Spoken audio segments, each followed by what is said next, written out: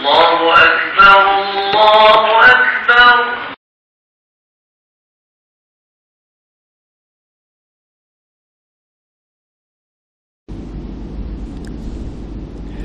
Assalamualaikum warahmatullahi ta'ala wabarakatuh. A'udzubillahi minasyaitanir rajim. Bismillahirrahmanirrahim. Alhamdulillahi rabbil alamin. Wassalatu wassalamu ala asyrafil anbiya'i wal mursalin wa ala alihi wa sahbihi ajma'in. Rabbi syrah li sadri wa yassir li amri wahlul 'uqdatam min lisani yafqahu qawli, amma ba'du. Yang dimuliakan dan dikasihi Tuan Imam, Tuan Bilal, seluruh ahli serta kuasa masjid, muslimin dan muslimat sekalian, alhamdulillah, kita bersyukur kepada Allah Subhanahu wa taala kerana masih lagi diberi peluang kepada kita untuk meneruskan kehidupan di atas muka bumi ini. Masih lagi diberikan kepada kita kesihatan yang baik sehingga kita dapat menunaikan ibadah kepada Allah Subhanahu wa taala pada setiap hari sebagai bekalan kita bawa ke hari akhirat nanti. Muslimin dan muslimat sekalian, insya-Allah pada malam ini kita akan sambung lagi. Tajuk kita berkaitan dengan akhlakul mukminin, iaitulah akhlak orang-orang yang beriman. Ikhwatunal kiram, tuan-tuan dan puan-puan yang dimuliakan, tazakkaru daiman, hendaklah kita sentiasa mengingati anna dunya daru amal wal akhirah daru jaza. Dia kata tazakkaru daiman, kita ni kena ingat sama-sama anna dunia yang kita sedang duduk pada hari ini ni daru amal, tempat untuk kita mencari amal, tempat untuk kita beramal, tempat untuk kita mencari bekalan, kan? Itulah dunia. Wal akhirata daru jaza, manakala akhirat merupakan tempat menerima balasan. Kalau kita pergi situ, kalau kita tahu, kalau kita mengerti dunia ni rupa-rupanya tempat mencari bekalan. Akhirat ni makna dia tempat menerima balasan. Faman lam ya'mal huna, siapa yang atas dunia ni dia tak cari bekalan, dia tak ada persiapan, dia tak ada persediaan, nadimahunaka, di sana nanti, di akhirat nanti dia pasti akan menyesal. Darud dunya ja'alahu Allahu dar amal yatazawwadu minha al-ibadu min al-khairi aw asy-syarri lid-daril akhirah. Dunia merupakan satu tempat di mana Allah Subhanahu wa taala menjadikan dunia sebagai tempat untuk kita mencari amal, kita mencari bekalan di sana, sama ada kebaikan ataupun keburukan. Kalau kita cari kebaikan, akhirat akan dibalas dengan syurga. Kalau kita cari kejahatan, akhirat dibalas dengan neraka. Itulah maknanya. Yang penting kita ingat bahawa dunia merupakan tempat untuk kita mencari amal. Qala Allah Subhanahu wa taala, Allah Subhanahu wa taala berfirman, wa anfiqu mimma razaqnakum min qabli an ya'ti ahadakumul maut. Wa anfiqu maknanya infaklah kamu, sedekahlah kamu, mimma razaqnakum, daripada apa yang kami kurniakan kepada kamu daripada rezeki, min qabli an ya'ti ahadakumul maut, sebelum kamu didatangi oleh kematian. Masa hidup ni sedekahlah, carilah amal, berinfaklah, buatlah amal-amal. Fayaqula rabbi laula akhartani ila ajalin qarib. Lalu ketika itu, ketika mana kematian menghampiri kamu, saat-saat kamu nak mati, kamu akan berkata, rabbi laula akhartani ila ajalin qarib, wahai Tuhanku, boleh tak engkau lewatkan sikit kematianku, kan? Maknanya sebab apa tu? Fa asaddaqa wa akum minas salihin. Yang pertama, aku nak sedekah. Maknanya benda yang hidup lah ni nak sedekah, kau nak gapo kau hidup lah ni lah, dan mari kematian tak ada gapo dah. Wa akum minas salihin, dan aku ingin menjadi orang-orang yang saleh. Wala yu'akhirallahu nafsan iza jaa ajaluha. Allah Ta'ala tidak akan melewatkan sedikit pun apabila tiba ajal kita.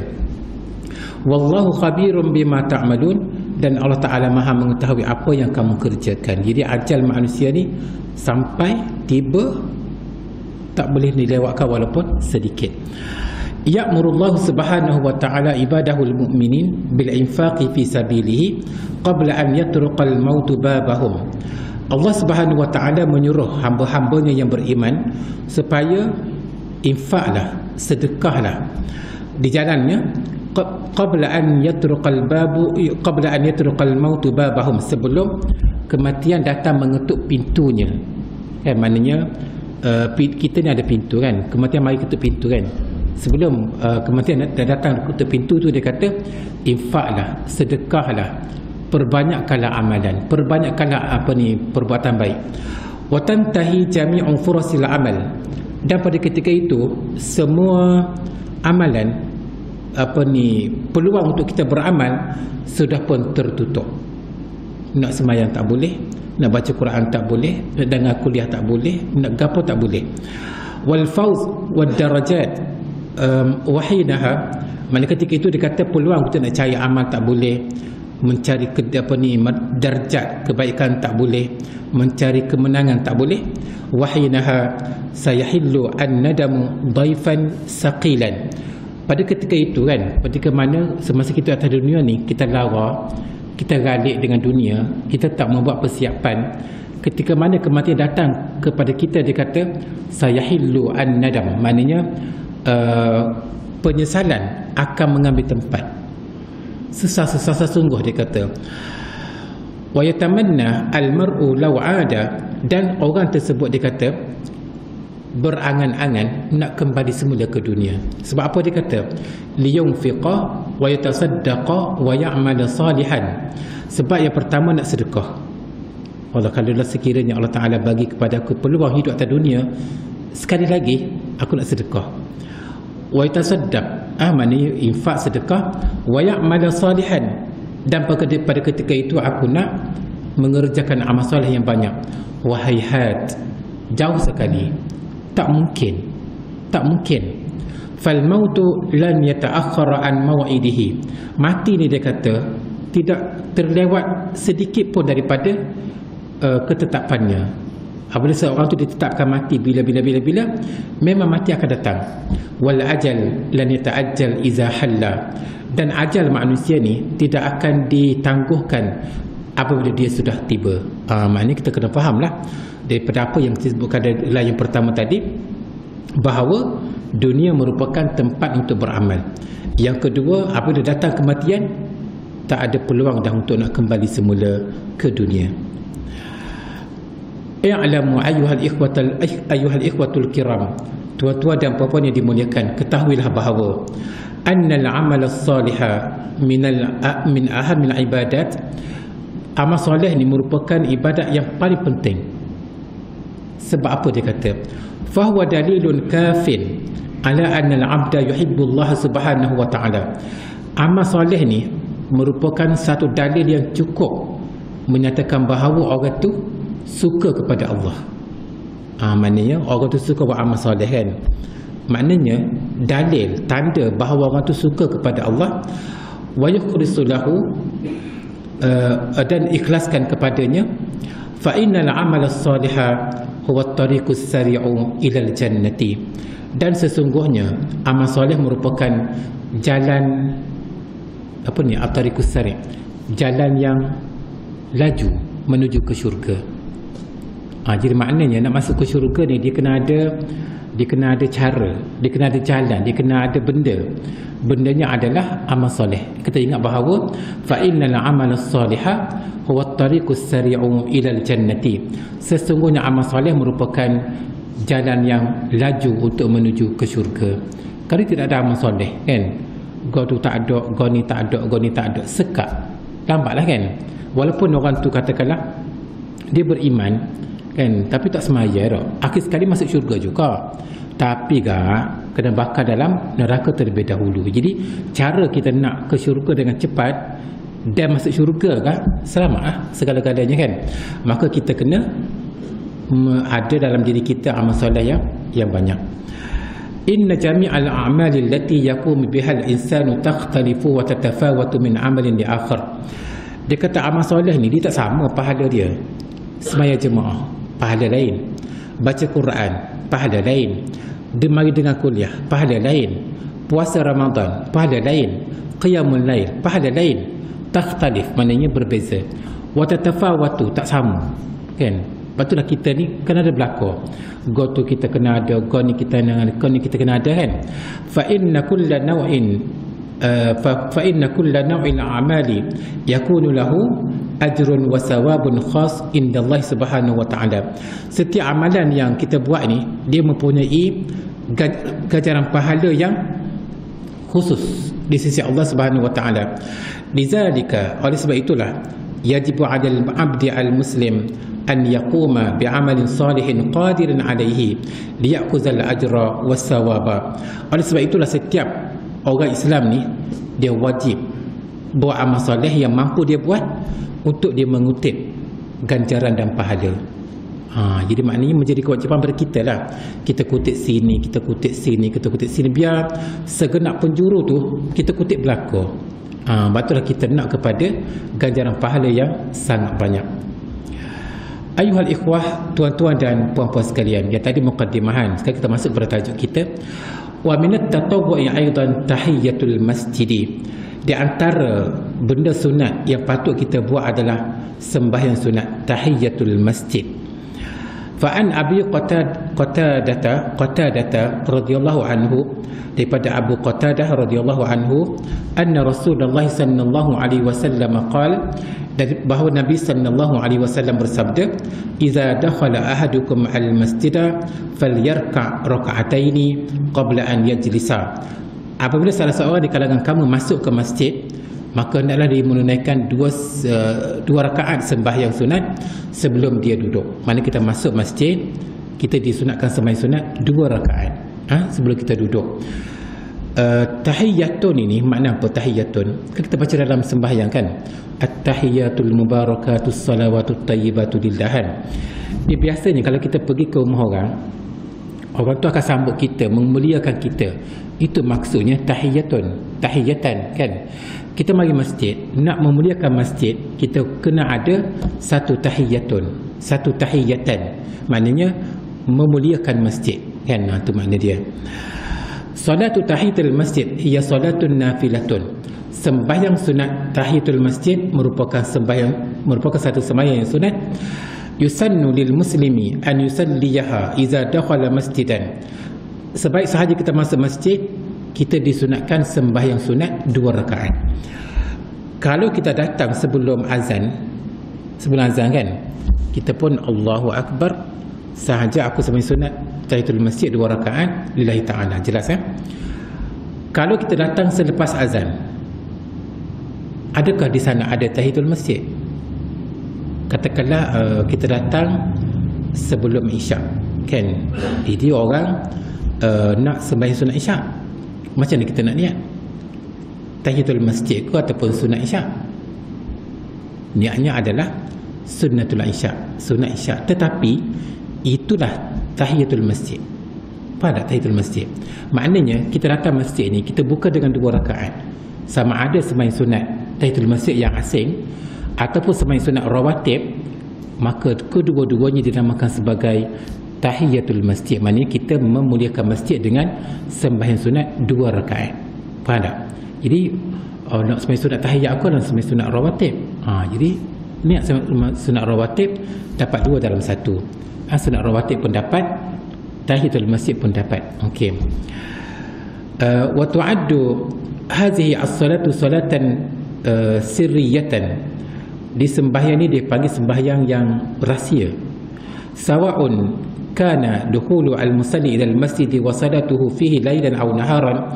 Jadi sama ada seorang tu dia masuk ke masjid siang ke malam ke, yang penting masuk ke masjid dia kena buka dengan 2 rakaat sembahyang sunat. Walau an yusalliyaha fi ayyi makanin, dia boleh sembahyang di mana-mana sahaja. Depan ni boleh, bucu tu boleh, belakang tu boleh, luar pun boleh. Yang penting masjid kan. Kalau kita pergi Masjidil Haram ya, apa dikatakan masjid? Dalam tu masjid, luar pun masjid kan. Yang penting masjid. Fi ayyi makanin yuriduhu fil masjid, boleh di mana-mana sahaja. Yang penting dia sembahyang sunat tahiyatul masjid dengan 2 rakaat. Wa man dakhala al masjid wa qad uqimatis salatu, dia datang ke masjid tiba-tiba sembahyang sedang didirikan di ratan lewaan. Di ratan tu imam dah Allahu Akbar. Adakah di sana ada tahiyatul masjid? Tak ada. Tak ada kan. Jangan pula wah aku ni nak sembahyang sunat tahiyatul masjid ni kan. Tak ada. Aw wajadal imama fi salati, ataupun dikata tu imam tu tengah sembahyang, fala yashtagil bi tahiyatul masjid, maka janganlah dia ni disibukkan dengan sembahyang sunat tahiyatul masjid. Wa tasqutu anhu, gugurlah sunat tadi. Sebab dia datang lewat. Dia kena tawal untuk menunaikan sembahyang sunat rawatib.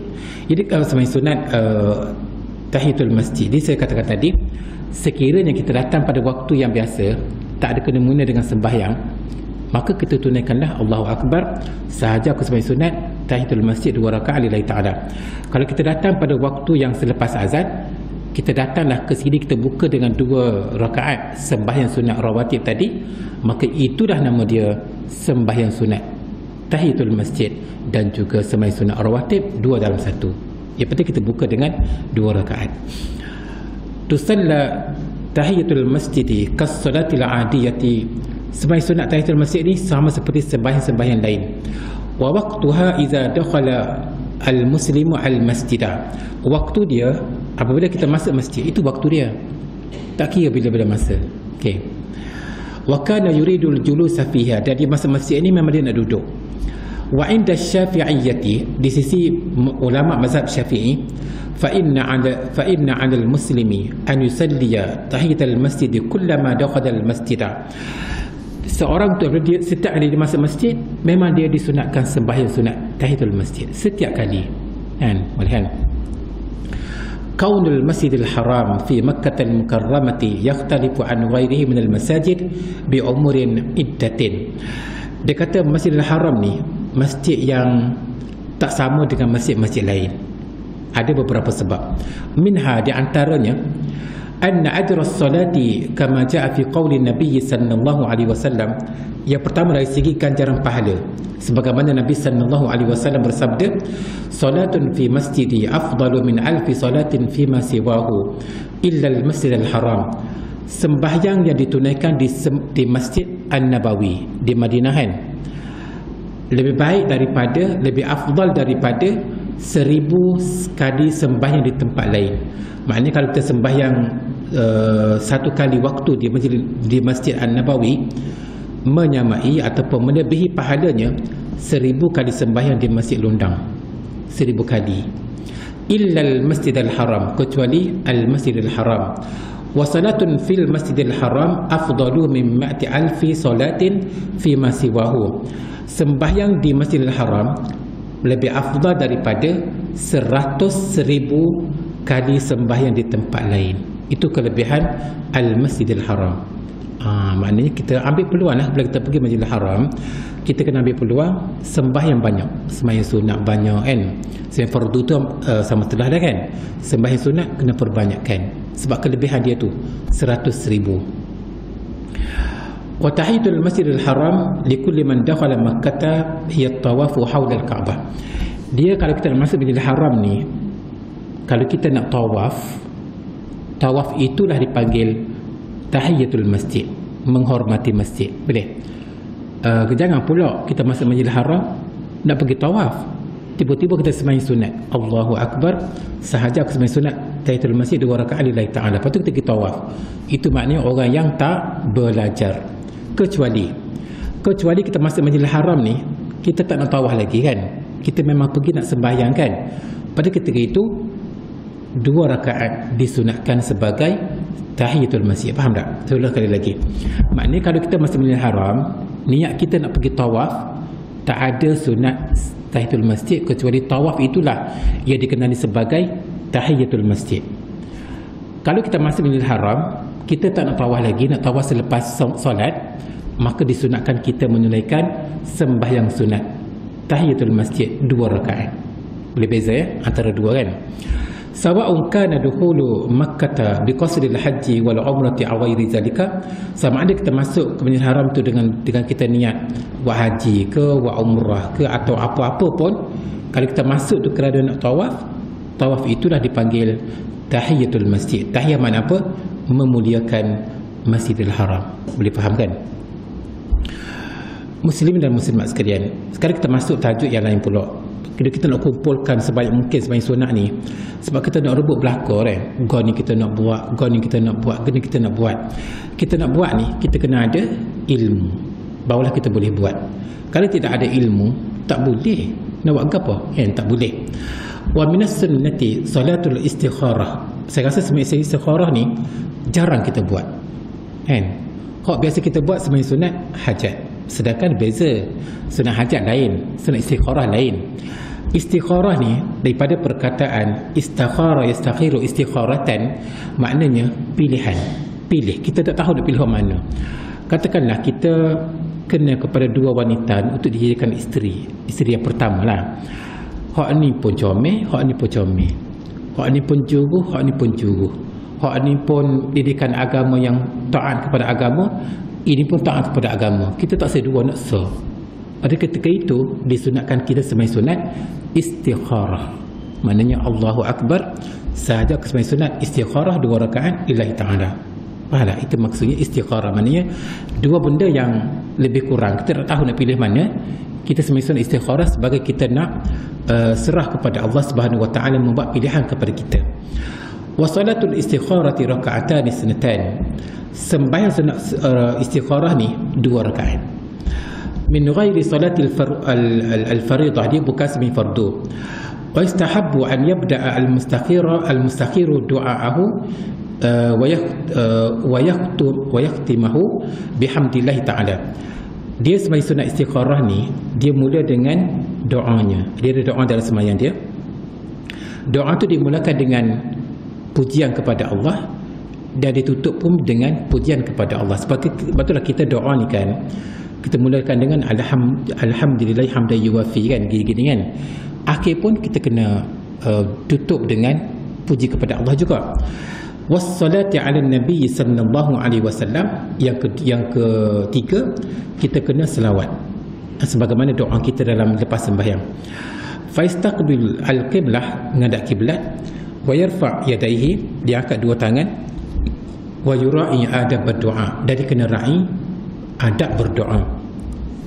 Adab berdoa ni di antaranya adalah yang pertama al-wudu' wa istiqbal al-qiblah, maknanya dia ambil wudu dan dia menghadap kiblat. Yang kedua, al-bad'u bihamdillah was-sana alaihi, dia bermula dengan puji-pujian kepada Allah dan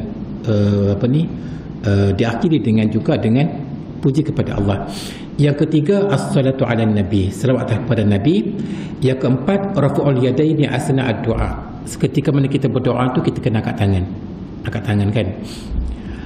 Yang kelima, at-taubatu wal i'tiraf bizambi, kita nak doa supaya doa kita ni dimakbulkan Allah Ta'ala ni, kita kena taubat, kita kena istighfar kan? Sebab Allah Ta'ala tidak akan makbul doa orang yang berdosa. Jadi kita kena taubat dulu, kena istighfar dulu baru kita berdoa. Yang keenam, al-ilhahu fi du'a, ketika mana kita berdoa ni kita memang sungguh minta, bukan ala kadar, bukan minta main-main, kita minta ilhah. Ilhah di maknanya minta sungguh-sungguh. Kalau boleh kita lahirkan. Yang ketujuh, ada musti'ajalil ijabah, jangan gaduh nak makbul.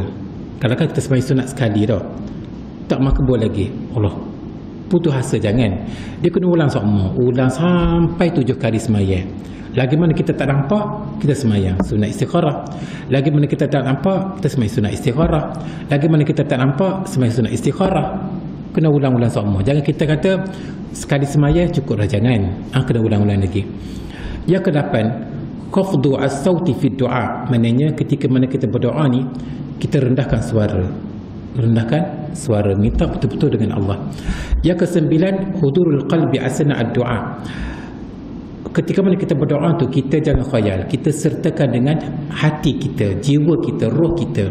Betul lah, kalau kita berdoa dalam sembahyang, kita berdoa dalam sujud kan, di samping kita baca dengan mulut kita ni doa tu, hati kita hendaklah sertai sama, kita minta gapo-gapo pun. Istihbabu qiraati qul ya ayyuhal kafirun ba'da al-Fatihah fi ar-raka'ati al-ula. Rakaat yang pertama disunatkan kita membaca surah qul ya ayyuhal kafirun. Boleh. Wa qira'ah qul huwallahu ahad fi raka'ati tsaniyah ba'da al-Fatihah. Rakaat yang kedua baca qul huwallahu ahad selepas membaca al-Fatihah. Mudah ya kan? Itu je lah. Wal muslimu bi'ada'i salatil istikharah innama yatawakkalu 'ala Allah. Dengan sembahyang sunat istikharah ni dengan makna kita bertawakal kepada Allah kan. Wa yafawwidu amrahu ila Allah. Kita serah urusan ini kepada Allah. Wa yarda biqada'ihi, dan kita redha dengan takdir Allah. Itu maksud istikharah. Bukan setakat kita nak pilih antara dua tu mana baik, tapi maknanya kita tawakal kepada Allah, kita serah kepada Allah, dan kita redha apa-apa yang Allah tentukan. Katalah yang kita nak pilih wanita tadi kan, ataupun seorang wanita dia nak berkahwin dengan seorang suami, dengan lelaki kan. Dua-dua baik, dua-dua juruh, dua-dua ada harta kan. Kita tak tahu nak pilih mana. Mas pada sekaitan itu istikharahlah kita. Semai sunat istikharahlah kita kan. Walaupun nak ambil dua tak boleh kan. Jadi maknanya dia kena istikharah. Jadi dengan istikharah Allah Subhanahu Wa Taala akan tunjukkan antara dua mana yang terbaik. Yang bagi antukarrara al-istikharatu bis-salati wad-du'a 7 marrat. Sepatutnya dia kata sayugianya sembahyang sunat istikharah ni diulangkan sebanyak 7 kali. Selagi tak nampak, selagi itulah dia mari dalam diri kita ni nampak hok mana kan. Fayushra'u lil mustakhiri an yukarrira al-istikharata bis-salati aw ad-du'a idza lam yazhar lahu syai'un. Orang yang sembahyang sunat istikharah tadi disyariatkan untuk diulangkan istikharah tadi dengan sembahyang dan doa selagi mana tidak ada dalam diri dia, tak nyata lagi, sembahyang lagi. Akhir sekali Allah Ta'ala akan tunjukkan juga mana yang terbaik. Amma in syarha sadruhu lil amri, sekiranya dia nampak dah hak mana molek, fala da'i li tikraril istikharah, maka tak payahlah, tak perlu ulang dah. Dah nampak dah kan. Kalau kita sembahyang dah 3 kali dah kan, nampak dah, beres dah lah kan. Maknanya itu pentingnya sembahyang sunat istikharah. Dan sembahyang sunat istikharah ini boleh pahala. Bukan setakat istikharah, tapi pahalanya adalah banyak. Itu pentingnya kita faham sembahyang sunat istikharah. Okey. Wa minas sunnati salatul hajah. Di antara sembahyang sunat adalah sembahyang sunat hajah. Salatul hajah. Salatul hajati ia salatun yuqbilu fiha al-muslimu ala rabbih fi hajatihi liyaqdiyaha lahu. Sembahyang sunat hajat ini maknanya sembahyang yang kita menghadap Allah Subhanahu Wa Taala untuk Allah Taala ni tunaikan keperluan kita. Keperluan apa-apa kan. Li'anna al-muslima ya'lamu annahu la yaqdi al-hajati illa Allah Subhanahu Wa Taala. Kerana kita tahu bahawa tidak ada siapa yang boleh menunaikan keperluan kita, hajat kita, kecuali Allah Subhanahu Wa Taala kan. Fa iza ihtaja al-muslimu ila najahin fi imtihan. Apabila seseorang tu dia perlu kepada kejayaan dalam peperiksaan, au rawaji tijaratin, ataupun dia nak supaya nego dia ni maju, au kasfi durrin, ataupun menolak bala, au jalbi naf'in, ataupun membawa kepada benda yang manfaat, au ayyi khairin, ataupun apa-apa sahaja kebaikan, falyatawadda, maka dia kena berwuduk, wa yuhsin alwudu, maka dia perelokkan wuduk, summa yusalli raka'ataini, dan dia tunaikanlah semai sunat hajat 2 rakaat. Wa takunu hadhihi as-salatu bi niyyati qada'il hajah allati yuqbilu 'ala Allah fiha summa yad'u du'a. Maknanya dia niat dalam hati dia, aku semai sunat hajat dan aku minta dengan Allah Subhanahu Wa Taala supaya memenuhi hajat aku ini, kemudian dia berdoa lah. Jadi maknanya dia sembahyang sunat hajat ni tak semestinya secara ramai-ramai kan. Seorang pun boleh, kat rumah kan boleh. Kat rumah bangun tahajud malam-malam tu, Allahu Akbar, sahaja aku sembahyang sunat hajat 2 rakaat lillahi ta'ala. Maka kita kata selagi mana tak buat ramai-ramai, tak ada imam, tak ada makmum, tak jadi, jangan. Maknanya ramai-ramai pun boleh, seorang pun boleh. Hatta kalau kita baca dalam kitab fiqh sunnah kan, gabung pun boleh. gabung. Maknanya Allahu Akbar, sahaja aku sembahyang sunat Isyak 2 rakaat lillahi ta'ala, di samping itu inilah juga sembahyang sunat hajat pun boleh kan, dalam fiqh sunnah tersebut. Maknanya dalam sembahyang tu kita minta gapo kita nak minta kan, terutama ketika mana dalam sujud kita minta dalam sujud tu subhana rabbiyal a'la wa bihamdihi, dalam hati kita ni kita minta, itu juga dinamakan sebagai sembahyang sunat hajat kan. Sebab dalam hadis sebut sekiranya kita ada apa-apa falyarka' raka'ataini, maka tunaikanlah sembahyang sunat 2 rakaat.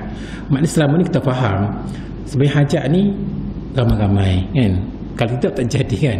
Maknanya kita dapat satu ilmu, boleh sembahyang seorang diri, bahkan dalam kitab fiqh sunnah sebut boleh gabung dengan sembahyang sunat lain.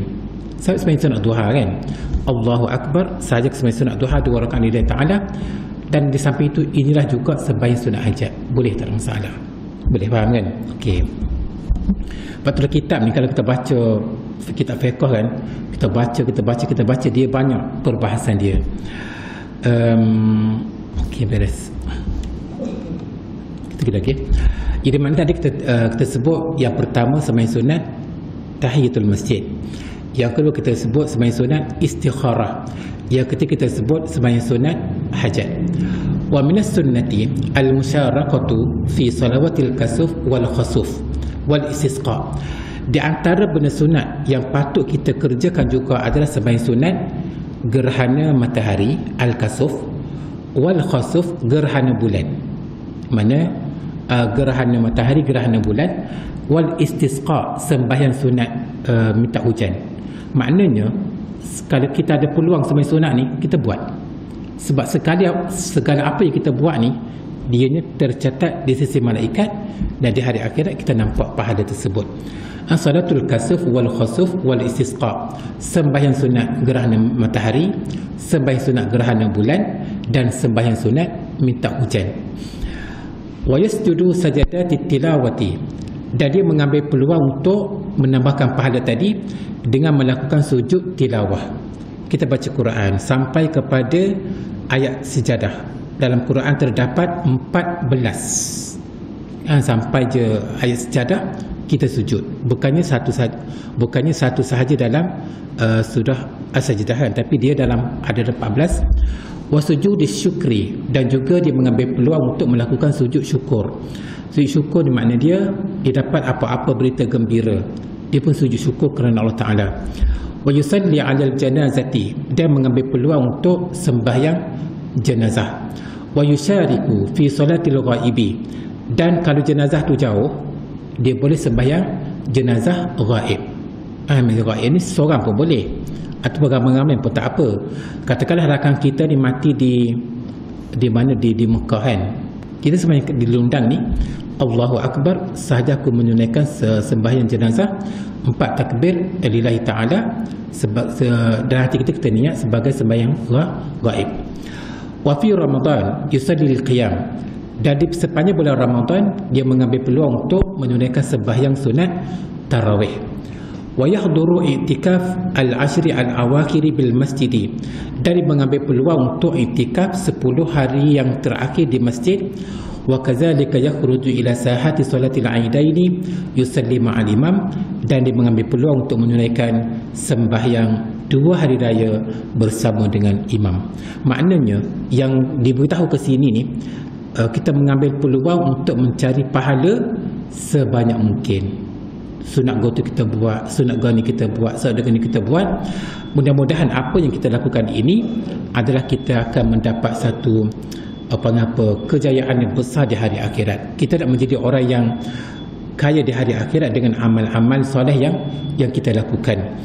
Tuan-tuan dan puan-puan sekalian, apa yang dapat kita simpulkan pada malam ini adalah yang pertama, ad-dunya darul amal wal akhirah darul jaza. Dunia ni tempat untuk kita mengumpulkan amalan kita. Carilah sebanyak mungkin. Nak cari harta, nak cari amal sebanyak mungkin ni, dia kena ada ilmu. Nak ada ilmu, dia tak mari secara tiba-tiba, dia kena dengar, dia kena belajar kan, dia kena baca.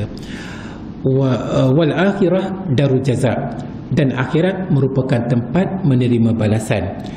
Faman lam ya'mal huna nadima hunaka, ketika mana di atas dunia ni dia tak mencari amal, tak ada bekalan, tak ada persediaan, tak ada persiapan, maka di hari akhirat dia akan menyesal dengan penyesalan yang teramat-amat sangat. Jadi sebelum kita meninggal dunia ni, mari sama-sama kita mencari amal sebanyak mungkin sebagai bekal untuk kita bawa ke hari akhirat nanti, dengan kita melakukan perkara-perkara yang kita belajar tadi, sunat yang banyak.